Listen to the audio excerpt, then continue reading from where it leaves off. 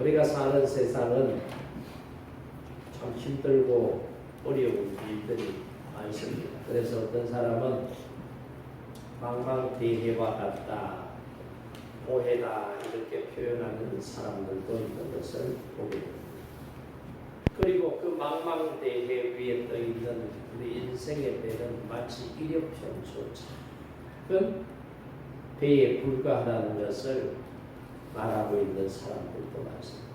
그러나 우리는 세상을 살아가면서 이러한 환경이나 여건을 무서워하거나 거기에 굴복하면 안 되는 것입니다. 왜냐하면 그런 것들은 인생에 있어서 불편함과 고통은 줄 수 있을지언정 우리에게 실패를 안겨주지 않기 때문이다. 우리가 살아가는 이 세상에는 순풍도 있고 역풍도 있고 때로는 폭풍도 태풍도 있습니다. 무조건 바람이 분다고 해서 다 위험이 따르는 것은 아닙니다. 오히려 바람이 적당하게 불면은 그 바람 때문에 배가 더 빨리 달릴 수 있다는 사실 또한 우리는 알고 기억해야 합니다. 성도는 그렇기 때문에 세상 살면서 바람이 불어도 힘들고 어려워도 그 바람 자체를 무서워하면 안 됩니다. 세상을 무서워해서는 안 된다는 것입니다. 가난도, 질병도, 환난도, 시험도 우리가 무서워해야 될 대상이 아니라는 사실을 알아야 됩니다. 권력도, 재물도, 인기도 이런 것들 앞에서 기죽을 이유도 없다는 사실을 알아야 됩니다. 내게 비록 단점이 있다 할지라도 그 단점 때문에 부끄러워하거나 의기소침하며 살아갈 이유도 없습니다. 왜냐하면 오늘 저와 여러분에게는 전능하신 하나님이 우리와 함께 하시기 때문입니다. 네. 어떤 바람이 불어도 어떤 어려움이 있어도 하나님께서 우리와 함께 하시면 그 전능하신 하나님 앞에 우리가 하나님을 신뢰하고 하나님 앞에 기도하기만 하면 하나님께서는 우리의 기도 가운데 응답해 주실 줄 믿습니다. 그래서 하나님께서는 요한복음 14장 14절에 뭐라고 말씀을 하셨습니까? 내 이름으로 무엇이든지 내게 구하면 내가 시행하리라. 또 이사야 43장 1절에 뭐라고 그랬어요? 너는 두려워 말라. 내가 너를 구속하였고 내가 너를 지명하여 불렀나니 너는 내 것이다. 그렇게 말씀하셨죠. 그리고 이 에레미야 33장 3절에도 보세요. 우리가 잘 아는 말씀이지만 너는 내게 부르짖으라. 내가 내게 응답하겠고 내가 알지 못하는 크고 비밀한 일을 너에게 보이리라. 그렇게 말씀하십니다. 내 삶이 사방으로 가로막혀 있는 어려운 지금 환경에 서 있다 할지라도 그래서 그것 때문에 어찌할 바를 알지 못하고 헤매고 있다 할지라도 그것 때문에 어쩌면 절망하고 좌절한 상태에 빠져 있다 할지라도 문제가 되질 않습니다. 왜요? 기도하면 돼요. 그런데 진짜 문제는 뭐냐? 이런 환경이 문제가 아니라 어떤 환경 속에서 우리가 하나님 앞에 기도하지 않는 것이 진짜 문제라고 하는 사실을 오늘 저와 여러분이 깨닫기를 바랍니다. 오늘 본문 말씀은 이 다니엘이라고 하는 사람이 BC 586년에 이 바벨론에 의해서 남쪽 유다가 멸망을 당하게 됩니다. 바벨론의 느부갓네살 왕이 남쪽 유다를 침략을 하게 되고 그 공격으로 말미암아 남쪽 유다는 완전히 멸망하게 됩니다.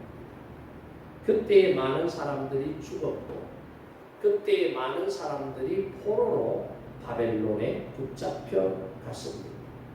지금 본문에 나오는 이 다니엘이라고 하는 사람의 나이는 약 한 80세쯤 됐는데 다니엘이 젊은 청년 시기에 이 유다의 백성으로 바벨론에 포로로 붙잡혀 갔던 사람들 중에 한 사람이.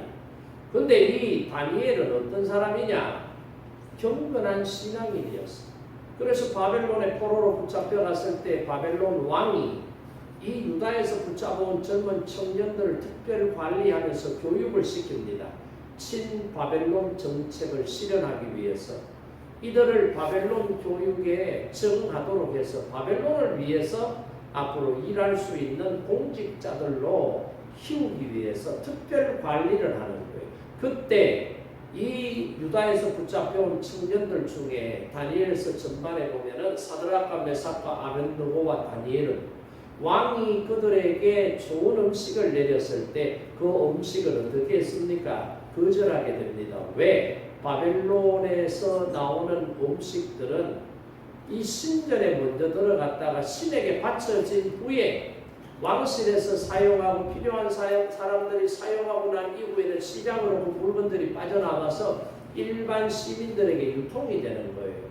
그 지금 왕이 내리는 진미를 먹고 있는 상태이기 때문에 틀림없이 이 제물로서 바벨론 사람들이 섬겼던 신전에 드려졌던 제물이에요. 다시 말하면 유대인들이 우상 앞에 드려진 음식은 먹지 말라고 하는 하나님의 율법을 지키기 위해서 다니엘과 사드락과 메삭과 아벤느고를 비롯한 젊은이들이 왕의 진미 먹는 것을 거절하게 되고 오히려 채식을 하겠다면서 요청을 했던 것을 우리가 알고 있습니다. 왜 이렇게 했을까요? 순결한 믿음을 지키기 위해서. 작은 것이라도 하나님의 말씀을 지켜야 된다라고 하는 하나님을 믿는 사람의 신앙의 모습을 우리에게 보여주고 있는 것이죠. 그래서 이들은 왕이 내린 진미를 먹지 않습니다. 뿐만 아니라 이들은 하루에 3번씩 하나님 앞에 나아가 정한 장소에서 기도하기를 쉬지 않더라. 그래서 다니엘의 친구들을 보면은 우상 앞에 드려진 음식만 먹은 것이 아니라 우상 앞에 절하지도 않고 하나님 앞에 하루에 3번씩 정한 시간에 기도하는 신앙의 삶을 살았다는 것을 알 수가 있습니다. 다니엘은 하나님의 사랑을 받은 뒤 뛰어난 지혜자로서 바벨론의 느부갓네살 왕과 벨사살 왕과 메대의 다리오 왕과 바사의 고레스 왕 시대에 총리를 지냈던 사람. 그러니까 2개의 나라에서 4왕을 섬기는 정치인이요 신앙인이요 선지자였다는 것을 성경은 우리에게 말해주고 있습니다. 또한 하나님의 사람으로 경건과 기도의 삶을 살았기 때문에 다른 나라의 포로로 붙잡혀가서 포로가 되었지만 정복한 사람들이 오히려 다니엘에게 손을 내밀어서 도와달라고 국적을 보살펴달라고 제안을 하는 그런 포로가 총리까지 되는 대단한 사람이었습니다. 지금 우리나라 같은 경우에도 외국인 노동자들이 없으면 농사도 못 짓고 공장에 힘들고 어려운 일도 할 사람이 없어서 공장을 못 돌린다고 해요. 예를 들어서 이렇게 한국에 코리안 드림을 가지고 외노자들이 와서 살고 있는데 그들 가운데 우리가 총리로 대한민국의 국무총리로 한번 세운다고 여러분 한번 상상을 해보십시오. 외노자들이 대한민국에 들어온 지가 수십 년 되었는데 아직도 대한민국의 외국인 노동자들이 국무총리가 되었다는 사실을 접한 적이 있습니까? 없어요. 아마 앞으로도 힘들 거예요. 그런데 다니엘은 보세요. 이 2개의 나라 바벨론이 무너지고 메대와 바사에서 총리를 연이어서 연임하고 있는 이런 모습을 보면 지혜로운 사람이었고 뛰어난 정치가였고 순수한 신앙인이었고 하나님의 말씀을 가지고 살았던 선지자였다는 사실을 다시 한 번 더 우리가 깨닫게 됩니다. 그러니까 이 상황 속에서 다니엘이 계속해서 국정을 돌보는 그 총리 3사람 중에도 실세 총리로서 나라를 다스리고 하니까 다른 총리 2사람과 그 주변에 있는 사람들이 저 다니엘은 포로민인데 우리나라에 의해서 자신의 조국이 멸망을 당하고 우리나라에 포로로 붙잡혀온 사람인데 저런 사람이 우리나라의 실세 총리로서 국정을 이끌어가도록 하면 되겠느냐? 안 되지 않겠느냐. 그러니까 다른 두 총리와 그 주변에 있는 신하들이 어떻게 해요? 맞다. 그러면 안 되지. 왕이 지금 잘못하고 해서 자기들끼리 그런 말들을 주거니 받거니 하는 거예요. 그러면서 어떻게 해요? 이 사람들이 꾀를 써서 법을 하나 만드는 거예요. 그 법이 뭐예요? 앞으로 30일 동안 왕 이외에 다른 어떤 대상에게 신앙적 행위, 기도 행위 이런 것을 하다가 적발이 되면은 그 사람을 사자굴 속에 집어넣어서 사자밥이 되도록, 다시 말해서 죽이도록 하는 법을 만들게 되더라 이 말이에요. 그런데 이 법이 만들어진 것을 총리였던 다니엘이 몰랐을까요? 알았을까요? 왕의 결재가 되려고 하면 결국은 총리로 하여금 결재를 받고, 그러니까 직접 받았는지 안 받았는지 모르지만 다니엘도 이 새로운 법이 만들어졌다라는 것을 누구보다 잘 알고 있었을 것이에요. 그런데 다니엘은 어떻게 합니까? 그런 법이 만들어지고 그 법을 만든 이유는 바로 자신을 쳐내기 위해서 다른 총리와 이 나라의 신하들이 모의를 해서 만들었다는 것을 알았을 거예요. 그럼에도 불구하고 오늘 6장 10절 말씀해 보세요. 뭐라고 기록하고 있어요? 다니엘이 이 조서의 왕의 도장이 찍힌 것을 알았어요? 몰랐어요? 알았어요. 알고도 자기 집에 돌아가서는 윗방에 올라가 예루살렘으로 향한 창문을 열고 전에 하던 대로 하루 3번씩 무릎을 꿇고 기도하며 그의 하나님께 감사하였더라. 이렇게 기록하고 있다. 그러니까 다니엘은 기도하면 죽는다라는 것을 알고 있으면서도 두려워하지 않고 하나님 앞에 기도하는 것을 포기하지 않았다. 쉬지 않았다. 이 말이에요. 만약 오늘 우리가 다니엘의 입장이라면 여러분 같으면 어떻게 하겠어요? 30일 동안 기도하는 것을 중단하자. 30일 동안 교회 가서 예배 드리는 것을 중단하자. 30일 지나면 이 법은 자동적으로 해지가 되니까 30일만 기도하는 것 중단하고 예배 드리는 것 중단하자. 그렇게 생각할 수 있지 않겠어요?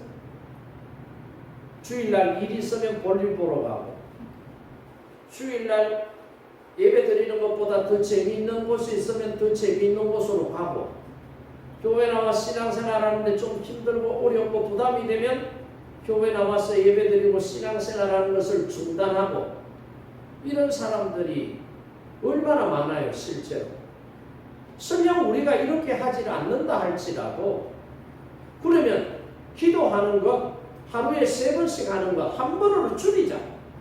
하루에 3번 하면은 언제 저 사람들의 눈에 발각이 돼서 내가 위험해질 수 있는 확률이 3배나 더 높으니까 줄이자. 3번 하는 거 한 번만 하자.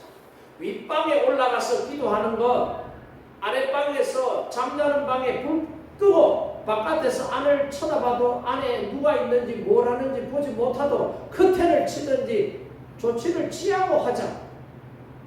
하나님 앞에 기도할 때 무릎 꿇고 기도했다고 그러는데 무릎 꿇고 기도하는 기도의 자세를 바꿔서 서서 왔다리 갔다리 하면서 눈 감고 기도 안 하고 눈 떠고 왔다리 갔다리 하면서 기도하면 되지 않겠느냐.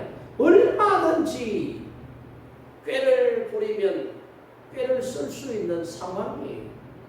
지금 기도하다가 발각되면, 신앙의 행위를 하다가 발각이 되면 죽을 수 있는 이 엄중한 상황 속에서 다니엘은 기도하기를 쉬지 않더라. 하루에 3번씩 자신의 기도방 윗방에 올라가서 하나님 앞에 기도할 때 예루살렘을 향하여 창을 열고 무릎을 꿇고 기도하더라. 이 말이에요.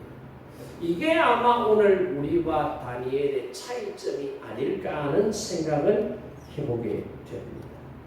그런데 이렇게 기도했을 때 다니엘이 어려움을 당했잖아요. 적발이 됐어요. 그래서 왕에게 보고가 되고 왕이 그 사실을 확인하고 다니엘을 사자굴 속에 집어 던지라고 명령을 하게 됩니다. 왕이라 할지라도 왕이 도장을 찍어버리면은 30일의 시간이 지나야 이 법이 소멸되는 거지. 30일 안에는 왕이라 할지라도 법을 없앨 수 없는 게 이 메대와 바사의 법이었다. 다시 말해 페르시아의 당시 법이었다. 그래서 왕이 아쉽지만은, 왕이 후회하지만은 달리 방법이 없어서 다니엘을 사자굴 속에 집어넣는 거예요. 그런데 그 밤에 왕은 어떻게 지냈어요? 잠도 못 잤어요. 음식도 못 먹었어요. 불안해하면서 혹시라도 다니엘이 사자에게 찢겨 죽으면 안 되는데 염려하고 걱정하는 마음으로 왕이 그 밤을 꼬박 새게 되고 다음날 아침 해가 떴을 때 일찍 다니엘을 집어 던져넣었던 사자굴 속에 가서 다니엘을 부르잖아요. 다니엘아, 네가 믿는 하나님이 너와 함께 하셨지. 사자의 입이 찢기지 않았지. 살아있다면 말해봐라 그랬더니 다니엘이 살아있다고 말하는 모습을 우리에게 보여주잖아요. 그랬을 때 왕이 잘못했다는 것을 다시 한 번 더 깨닫고, 이 법은 다니엘을 쳐내기 위해서 다니엘의 정적이었던 나쁜 사람들이 계략을 꾸려서 왕을 속이고 다니엘을 제거하려고 했다는 사실을 깨닫고는 어떻게 합니까? 그 법을 만들었던 사람과 그의 가족들을 다 붙잡아 와서 다니엘이 갇혀있던 그 굴 속으로 집어 던져 넣었더니 그들의 발이 땅에 닿기도 전에 사자가 움켜쥐고 그들을 갈기갈기 찢었다라고 하는 내용이 오늘 저와 여러분이 함께 읽은 본문의 내용이지 않습니까? 우리는 이 본문의 내용을 통해서 어떤 상황 속에서도 하나님을 신뢰하는 믿음을 끄끄나 내려놓지 않고 물러서지 않고 믿음을 지키며 나갈 때, 하나님 앞에 기도하며 나갈 때 하나님은 불가능을 가능케 하시고 전능하신 하나님이심을 우리에게 증거해 보여주시더라는 말씀이에요. 따라서 오늘 저와 여러분이 함께 묵상하기를 원하는 말씀은 뭐냐? 기도하면은 하나님의 능력이 나타나더라. 우리 삶에도 하나님을 신뢰하고 기도하며 살아갈 때에 하나님께서 전능하심을 우리를 통해서 드러내시더라는 사실을 함께 말씀을 통해서 찾아보기를 원합니다. 자, 먼저 22절 말씀 한번 볼까요? 22절 말씀 보세요. 22절에 보면 나의 하나님이 이미 그의 천사를 보내어 사자들의 입을 봉하셨으므로 사자들이 나를 상해하지 못하였사오니 이는 나의 부재함이 그 앞에 명백함이오며 또 왕이여 나는 왕에게도 해를 끼치지 아니하였나이다 하더라. 그렇습니다. 기도는 굶주린 사자의 입을 봉하는 거예요. 저가 입을 벌리지 못하도록 막으시더라. 이 사건을 우리가 영적으로 해석을 하면 사자가 뭐예요? 세상이에요. 사자가 뭐예요? 마귀예요. 사자가 뭐예요? 우리를 괴롭히는 것들이에요. 베드로전서 5장 8절 말씀에 뭐라고 기록이 되어 있습니까? 근신하라 깨어라 너희 대적 마귀가 우는 사자같이 두루다니며 삼킬 자를 찾나니 그랬다. 그러니까 사탄은 지금도 어떻게 해요? 삼킬 자를 찾아다니고 있다. 입을 벌리면서 달려드는 사자를 막을 수 있는 길은 인간의 힘으로는 안 된다. 누가 막아주셔야 된다고요? 하나님이 막아주셔야만 가능하다. 그렇기 때문에 뭐 하라는 거예요? 근신하라 깨어있어 뭐 하라는 거예요? 기도하라는 거예요. 그렇게 하지 않으면 우는 사자와 같이 집어삼킬 자를 찾아다니는 그 사자의 밥이 될 수 있다 이 말이에요. 그래서 교회 나와서 신앙생활하는 사람들 중에도 믿음으로 바로 서지 못하고 신앙생활 제대로 하지 못하고 말씀 붙잡고 기도하지 않고 교회 나와 신앙생활하는 사람들은 우는 사자가 여기 저기를 다니면서 집어삼킬 자를 찾을 때에 그의 눈에 드러나게 되면 어떻게 해요? 사자밥이 되는 거예요. 그래서 교회 나와 믿음 생활하는 사람들 중에도 신실한 믿음, 하나님의 말씀을 붙잡고 믿음 생활하지 않는 사람들은 뭐가 되더라는 거예요? 사자의 밥이 되더라. 그래서 우리 주변에도 그런 사람들이 얼마나 많아요. 신앙생활하다가 시험을 받았다, 뭐 어떻다, 상처받았다. 물론 그럴 수 있어요. 그럴 수 있어요.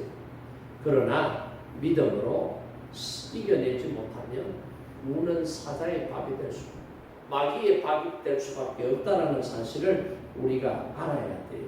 지금도 사탄은 삼킬 자를 찾고 있어요. 질병을 통해서, 사고를 통해서, 기근을 통해서, 환난을 통해서 시험에 들어서 넘어지나 안 넘어지나 넘어지려고 하는 사람이 있으면 즉시 달려들어서 집어삼켜버리는 거예요. 그런데 이런 상황 속에서 우리가 사자의 밥이 되지 사탄의 밥이 되지 않으려고 하면 어떻게 해야 된다고요? 하나님이 우리를 지켜주셔야 됩니다.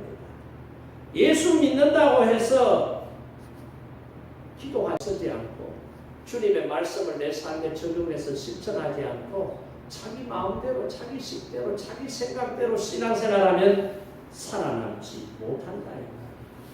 우리 주변에는 아직도 사망의 음침한 골짜기를 사망의 사자굴 속에서 나오지 못한 채 살아가는 사람들이 얼마나 많이 있는지 알아야 됩니다. 그래서 기도하면 사는 거예요.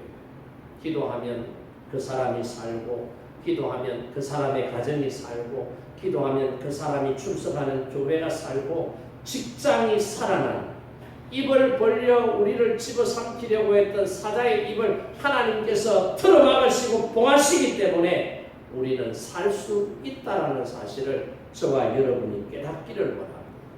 기도 많이 해야 돼요. 어떤 분이 동네 목욕탕에 가서 목욕을 하고 사우나실에 들어가서 사우나를 하는, 아이고, 같은 교회에 다니는 집사님을 그 목욕탕에서 만나, 그 사우나실에서 만나. 그래서 이렇게 사우나를 하는데 서로 앉아서 이야기를 하다 보니까, 아니, 맞은편에 앉아 있는 그 여집사님이 그 집사님을 보더니 깜짝 놀라는 거예요. 아이고, 집사님 무릎이 왜 그래요? 무릎이 막 울퉁불퉁한 거예요. 여러분 무릎팍은 어때요? 맨질하지요? 무릎이 혹시라도 보기 싫을까 싶어가지고 뭐 발라요? 막 화장품도 바르고 영양제도 바르고 있죠. 이분은 막 무릎이 울퉁불퉁한 거예요. 못생긴 거예요. 그래서 그 집사님이 무릎이 왜 그래요? 그러니까 이 집사님이 무릎을 손으로 가리면서 아이고 별것 아니에요. 아니 무슨 사고를 당했어요. 어디 뭐 다쳤어요. 왜 그렇게 무릎이 흉해요. 무슨 사연이 있지 싶은데 무슨 사연이 있어요. 그러니까 이 집사님이 아이고 집사님이 자꾸 물으시니까 내가 거짓말 할 수도 없고 대답 안 하면 또 오해할 수도 있을 것 같으니까 제가 말씀드릴게요. 제가 신앙생활을 한 30여 년째 하고 있는데 제가 교회에 가면은 의자에 앉아서 하나님 앞에 기도하지 않고 저는 어릴 때부터 의자 없는 교회에서 신앙생활을 해버릇해서 그게 기도할 때 습관이 돼서 의자가 있어도 의자에 앉지 않고 땅바닥에 주저앉아서 방석도 안 깔고 나 같은 죄인을 살려주신 하나님 은혜 감사해서 나 같은 사람이 하나님 앞에 기도할 수 있는 은혜를 주셨기 때문에 방석도 깔지 않고 아프지만 내가 맨무릎으로 그 교회 바닥에 꿇어 앉아서 하나님 앞에 기도 생활을 한 30여 년 하다 보니까 무릎에 구동살이 베겨가지고 집사님이 볼 때 내 무릎이 울퉁불퉁 보기 싫게 그렇게 보였나 봅니다. 아이고 죄송합니다. 그렇게 대답을 하더라는 거예요. 여러분 이 말을 들었을 때 그 집사님이 얼마나 부끄러웠는지 모르는데 아하 나도 신앙생활을 수십 년째 하고 있는데 나는 저 집사님처럼 기도의 흔적 내 몸에 예수님의 흔적이 없는데 저 집사님은 신앙생활하면서 예수님의 흔적을 가지고 있구나.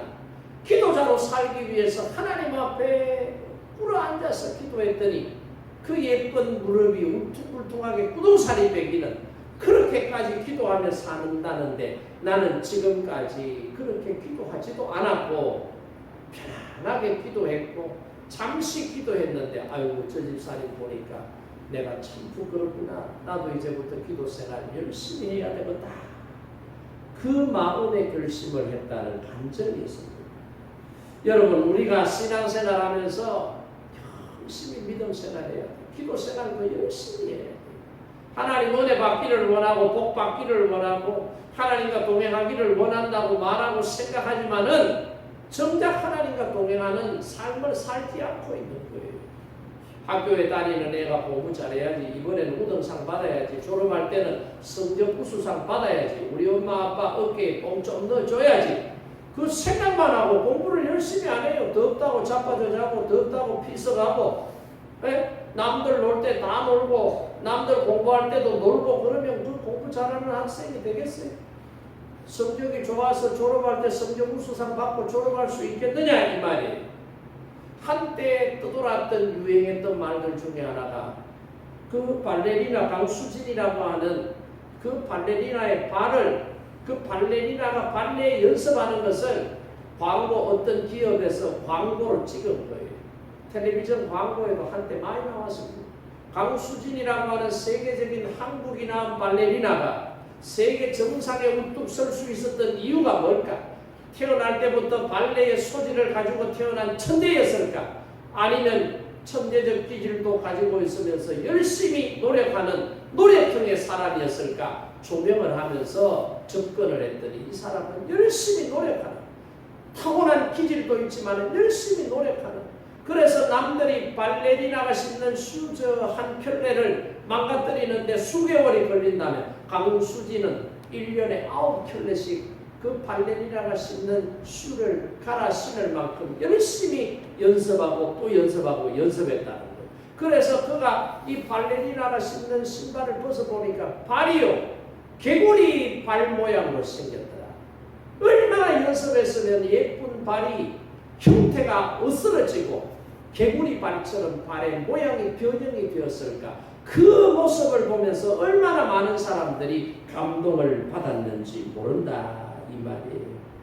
저는 이 목욕탕에 사우나에 들어가서 사우나하던 하루에 3시간씩 30년 신앙생활하는 가운데 땅바닥에 무릎을 꿇고 기도했다는 이 여집사님 그리고 발레리나 강수진 같은 사람 앞에 야 나는 뭐냐 목사로서 하루에 3시간씩 기도하지 못하고 목회하면서 발레리나 강수진처럼 저렇게 열정적으로 목회하지 못한 내 모습이 참 초라하고 부끄럽구나라는 생각을 하게 되었습니다.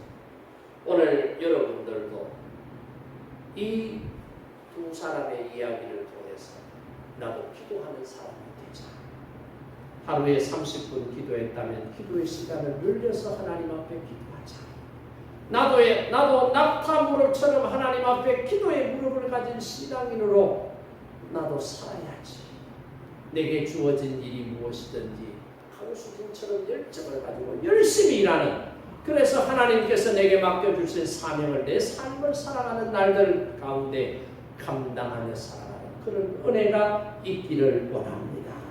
이렇게 기도하며 살아가는 저와 여러분 되기를 원합니다. 이런 불타는 열정을 가진 사람 그리고 하나님을 향한 불타는 신뢰 믿음으로 기도하는 사람을 통해서 하나님은 역사하시는 줄 믿습니다. 성경에도 보세요. 히스기야 같은 사람이 이제 너 얼마 안 있으면 죽어 라고 하는 이사야 선지자의 사망 선고를 받았을 때 히스기야가 접시로 했던 게 뭐예요? 내가 죽으면 내 왕권을 누구에게 물려줄 건지 내가 가지고 있었던 모든 권력과 재산과 이런 것들을 어떻게 정리를 할 그것 생각하면서 분주하게 움직인 게 아니에요. 아이고 이사야 선지자가 죽는다고 해도 뭐 이사야 선지자 지 생각이 내가 이렇게 멀쩡하게 건강하게 잘 먹고 잘 살아있는데 무슨 죽는다 말도 안 되는 소리야. 거짓말 헛소리일 거예요. 부정했을 수도 있어요. 그런데 히스기야는 어떤 태도를 가집니까? 하나님 앞에 딱 서는 거예요. 하나님 저를 살려주세요. 제가 하나님 앞에 지금까지 살아오면서 하나님께서 인정하시는 선한 일도 제가 하질 않았습니다. 제가 하나님 앞에 선하게 한 일들도 하나님 기억해 주시고 저를 불쌍히 여기셔서 제 생명을 좀 연장시켜 주세요. 하나님 앞에 기도했어요. 벽 앞에 서서 다른 거 보지 않고 옆도 뒤도 돌아보지 않고 뭐만 봤어요? 벽 앞에 서서 하나님만 바라보고 하나님 살려주세요 라고 필사적으로 다니엘이 하나님 앞에 히스기야가 기도를 하잖아요. 이렇게 히스기야가 목숨을 걸고 하나님만 바라보고 믿음으로 기도했더니 하나님께서는 히스기야의 기도를 들으시고 그의 수명을 몇 년 동안 연장시켜 주셨다고요? 15년을 더 연장시켜 주시더라. 엘리야의 기도도 보세요.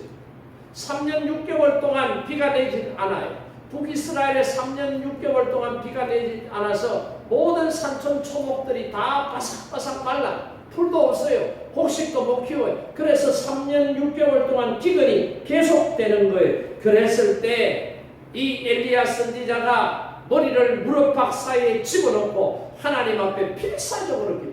하나님 이 백성을 긍휼히 여겨주세요. 하나님 더 가뭄이 계속되면 이 백성들 죽습니다. 하나님 긍휼히 여겨주세요. 간절히 하나님 앞에 기도했습니다. 한 번 해서 안 됐어요. 두 번 해서 안 됐어요. 세 번, 네 번, 다섯, 여섯, 일곱 번 했더니 하나님께서 엘리야의 기도를 들으시고 응답해 주시더라 이 말이에요.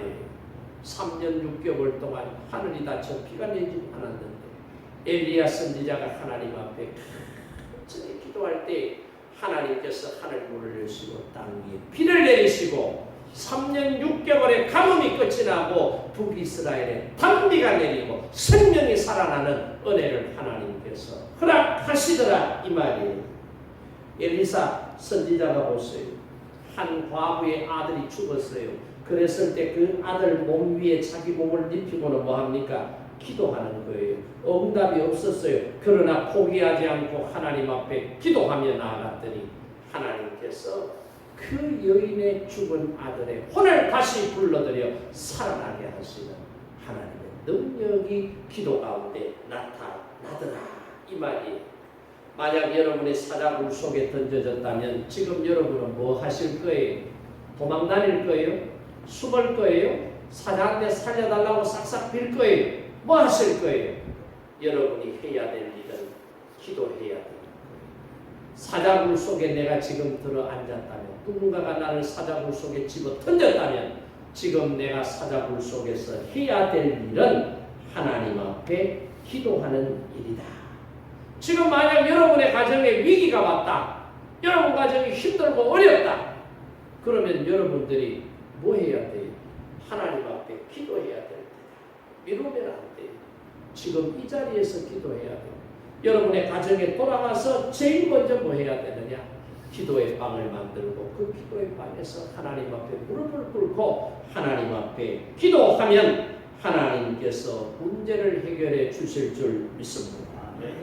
그리고 24절 말씀해 보세요. 24절 말씀해 보면은 왕이 말하여 다니엘을 참소한 사람들을 끌어오게 하고 그들을 그들의 처자들과 함께 사자굴에 던져넣게 하였더니 그들이 물바닥에 닿기도 전에 사자들이 곧 그들을 움켜서 그 뼈까지도 부서려 떨었더라. 그래서 다니엘을 죽이려고 모의했던 사람들과 그의 가족들을 왕이 명령해서 붙잡아 와서 다니엘을 죽이려고 했던 그 사람들을 대신 사자굴 속에 집어 던져 심판받게 하시더라 이 말이에요. 그러니까 우리가 세상 살면서 억울할 때도 있죠, 그죠? 모함을 받을 때도 있어요. 누명을 뒤집어 써서 힘들어할 때도 있습니다. 이럴 때에 한탄할 필요가 없습니다. 이럴 때 내가 원수가 뺐다고 손에 칼 들고 총 들고 설치고 할 필요가 없다 이 말이에요. 성경은 우리에게 뭐라고 말씀하시는지 아세요? 내 사랑하는 자들아 너희가 친히 원수를 갚지 말고 하나님의 진노하심에 맡기라. 기록되어서 내 원수 갚는 것이 내게 있으니 내가 갚으리라고 주께서 말씀하시니라. 이게 로마서 12장 19절에 말씀합니다. 내가 원수 갚지 않아도 하나님께서 나의 아픔과 상처와 고통과 억울함을 아시고 대신 원수를 갚아 주시겠다 그 말씀이에요. 그러면 우리는 뭐 하면 돼요? 뭐 하면 될까요? 억울한 사정을 하나님 기도하면 되는 거예요. 하나님께서 이 문제를 해결해 주시기를 하나님 앞에 기도하며 나가면 되는 거예요. 왜? 왜 이렇게 하는데 우리의 형편을 우리보다 더 잘 아시는 분이 누구라고요? 여호와 하나님이시기 때문이에요. 에스더스를 한번 여러분 기억해 보세요. 이 하만이라는 사람이 자기에게 절하지 않는다는 악감정 때문에 모르드게와 유대 사람들을 전부 다 죽이려고 하는 치밀한 계획을 세웠다는 게 에스더서에 보면은 나와요. 하나님을 믿는 모르드게가 페르시아 제국의 총리 대신 격인 하만에게 절을 하지 않는다는 그 이유 때문에 유대인들을 진멸하겠다. 불임죄, 진멸시켜버리겠다. 유대인을 죽이라는 왕의 조서가 페르시아 전국 각도에 다 전달이 되도록 하는 거예요. 정말로 위기 상황이에요. 이랬을 때 모르드게가 왕비였던 에스더에게 이 일을 네가 좀 해결해봐라 그랬더니 에스더는 나도 어쩔 수가 없어요. 왜냐하면 왕이 부르지 않는데 내 마음대로 왕 앞에 나아갔다가는 큰일 납니다. 내가 왕비 되기 직전에 왕비가 폐위된 이유가 뭐예요? 왕이 부르지도 않았는데 나갔어요. 왕이 부를 때 안 나갔잖아요. 근데 내가 필요해서 왕이 지금 나를 부르지도 않는데 내가 왕에게로 나가면 왕이 귀를 들지 않으면 나는 그 자리에서 폐위되고 죽임을 당할 수밖에 없습니다. 그래 할 수 없습니다. 그러잖아요. 그랬을 때에 이 모르드게가 뭐라고 말해요? 그래 하기 싫으면 하지 마라. 너를 왕비로 세우신 하나님 이때를 위해 너를 왕비로 세운 줄로 우리는 생각하는데 너는 그런 신앙의 고백이 없구나. 네가 아니라고. 하나님은 다른 누군가를 통해서든지 이 문제를 해결하실 거야 라고 모르드게가 대답을 하니 에스더가 깨닫게 되잖아요. 그래서 3일 동안 금식 기도를 하고 내가 왕 앞에 나갈 준비를 하겠다고. 당신들도 나를 위해서 함께 금식하며 기도해달라고 요청을 하고 그래서 유대 사람들이 3일 동안 금식하며 하나님 앞에 기도했던 거예요. 그리고 에스더가 왕 앞에 나아가니 왕이 에스더가 자기 앞에 걸어오는 것을 보며 얼굴에 환한 미소를 띠고 어서 오시오 그러면서 귀를 들은 거예요. 그러니까 죽임을 당하지 않고 그리고는 무슨 일로 오셨느냐고 물으니 여차저차 하니까 이걸 좀 해결해 주시오. 왕에게 요청을 하잖아요. 그래서 왕이 그 에스더의 간청을 들어보니까 이 하만이라는 사람이 나쁜 놈이에요. 그래서 하만에게 자기가 속았다는 사실을 깨닫고 하만과 그를 따르는 사람들을 전부 척결했다라는 내용이 에스더서에 보면은 나오잖아요. 여러분 보세요. 3일 동안 금식하며 하나님 앞에 기도했더니 자신을 비롯하여 이 유대인들을 전멸시키려고 하는 이 하만의 계획이 완전히 수포로 돌아가더라. 이 말이에요. 그러니까 정해져 있는 일도 하나님 앞에 우리가 기도하면 하나님께서 우리의 기도를 들으시고 어떻게 하신다고요? 응답하시고 역사하시더라는 사실을 저와 여러분이 깨닫고 우리 앞에 놓인 크고 작은 문제들 내 힘으로 해결하려고 덤벼들지 말고 먼저 하나님 앞에 엎드려 기도하고 하나님의 은혜를 붙잡고 하나님께서 이끌어 가시는 대로 따라갈 수 있는 기도 응답을 체험하며 살아가는 저와 여러분이 될 수 있기를 바랍니다. 그리고 마지막으로 26절 27절 말씀을 보세요. 내가 이제 조서를 내리리라. 내 나라 관할관에 있는 사람들은 다 다니엘이 하나님 앞에서 떨며 두려워할지니 그는 살아계시는 하나님이시요 영원히 변하지 아니하시리시며 그의 나라는 멸망하지 아니할 것이요 그의 권세는 무궁할 것이며 그는 구원도 하시며 건져내기도 하시며 하늘에서든지 땅에서든지 이적과 기사를 행하시는 이로서 다니엘을 구원하여 사자의 입에서 벗어나게 하셨음이라 하였더라. 누가 이런 말을 하는 거예요? 다리오 왕이 그 말합니다. 다니엘이 믿음으로 살고 다니엘이 믿음으로 결단하고 다니엘이 하나님의 은혜를 입으니까 사자의 입을 막아서 다니엘이 찢겨 죽지 않는 그 모습을 보고 이 메대의 왕이었던 다리오가 누구를 찬양하고 있어요? 하나님을 찬양하고 왕이 하나님을 찬양하고 하나님을 인정하고 하나님을 믿는 신앙을 가지니까 그 아래에 있는 신하들과 백성들은 어떻게 되겠어요? 그만큼 영향력 큰 사람이 하나님을 인정하고 신앙을 고백하니까 그 영향이 그 주변에 있는 안에 있는 사람들에게 미칠 거 아니에요. 이거다 이 말이에요. 우리가 신앙생활하면서 우리가 알아야 될 게 뭐예요? 기도의 능력이에요. 여러분 성경에 보세요. 다니엘이 기도했더니 사자의 입을 하나님이 막으셨고요. 엘리야가 기도했더니 3년 6개월에 가뭄이 끝이 나고, 엘리야가 기도했더니 제단 위에 불이 떨어져서 하나님이 진짜 하나님이요, 바알과 아세라가 거짓신이라는 것을 이스라엘 백성들로 하여금 깨닫게 하는 능력이 나타나고, 여호수아가 하나님 앞에 기도했더니 전쟁 가운데 태양이 떨어지니 아얄론의 역사가 임한 줄로 믿습니다. 한나가 기도할 때 보세요. 닫혔던 태의 문이 열리는 하나님의 은혜를 체험하게 되고, 히스기야가 기도했더니 생명이 연장이 되는 능력을 체험하게 되잖아요. 예수님께 저와 여러분도 기도하면, 예수님의 이름으로 하나님 앞에 저와 여러분도 기도하면 우리 앞에 있는 사자굴이 하나님의 능력으로 문제를 해결해 주실 줄로 믿습니다. 그래서 기도해야 돼요. 영국의 템플이라고 하는 감독이 이 캠브리지 대학에서 강연을 합니다.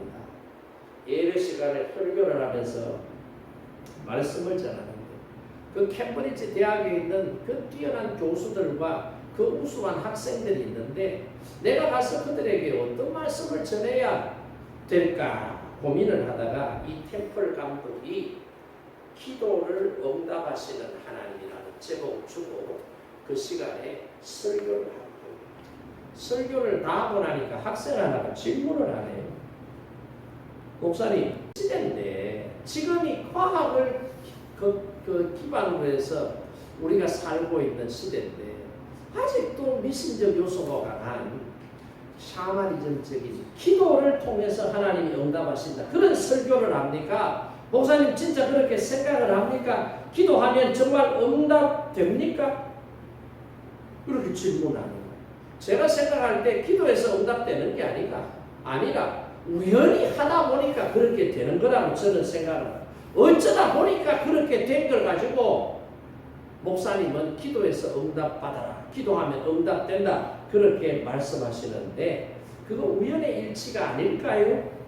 기도는 응답되는 것이 아니고 그때 우연히 그런 결과가 생겼기 때문에 교회 다니고 예수 믿는 사람들이 기도해야 된다, 기도하면 응답받는다, 그렇게 말하는 것이라고 저는 생각을 하는데, 저의 생각에 템플 감독 목사님은 어떻게 생각을 하십니까? 라고 재차 질문을 합니다. 그랬을 때 템플 목사님이 그래요, 청년의 말도 일리는 있습니다. 그런데 이상한 것은 청년은 우연이라고 말하는데 나는 지금까지 살아오면서 기도하면 청년이 말하는 우연한 일들이 생겨났어요.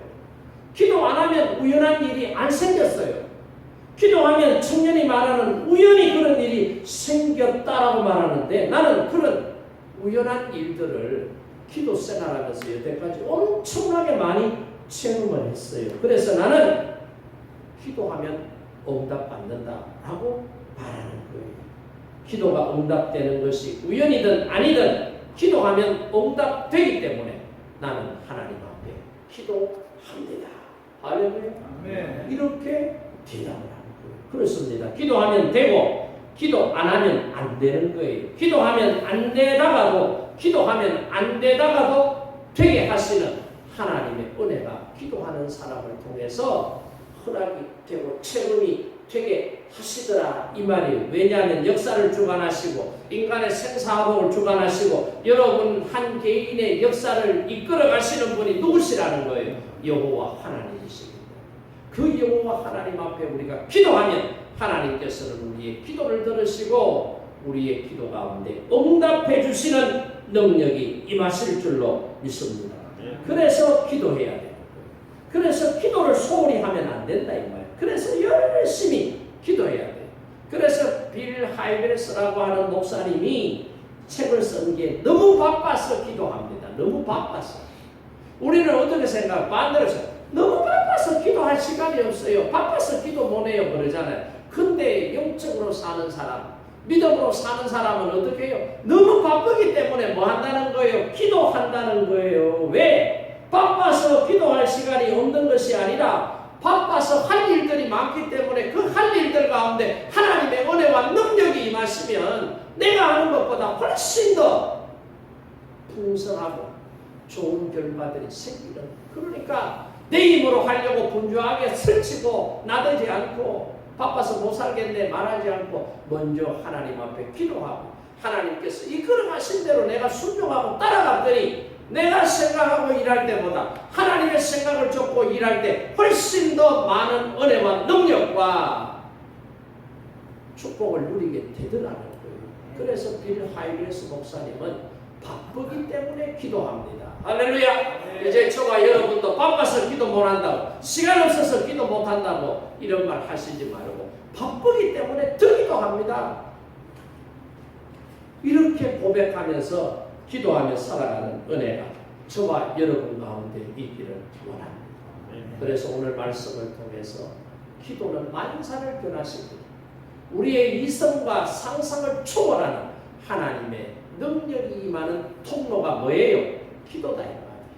정말로 행복하고 정말로 후회하지 않고 정말로 멋진 삶을 살아가려고 하면 기도의 통로를 확보하고 하나님 앞으로 나아갈 때 이런 삶을 살게 하신다는 것을 다시 한번 더 오늘 본 말씀을 통해서 깨닫고 저와 여러분은 할 수만 있으면 기도의 시간을 할 수만 있다면 하나님 앞에 무릎 꿇고 앉아서 기도하는 그래서 기도의 은혜와 능력을 체험하는 살아계신 하나님을 믿는 사람됨을 세상에 알리고 믿지 않는 사람들에게 증거하는 다니엘과 같은 멋진 기도의 사람으로 살아가시기를 주님의 이름으로 축복합니다. 우리 오늘 주신 말씀을 붙잡고 자리에서 일어나서 결단하며 함께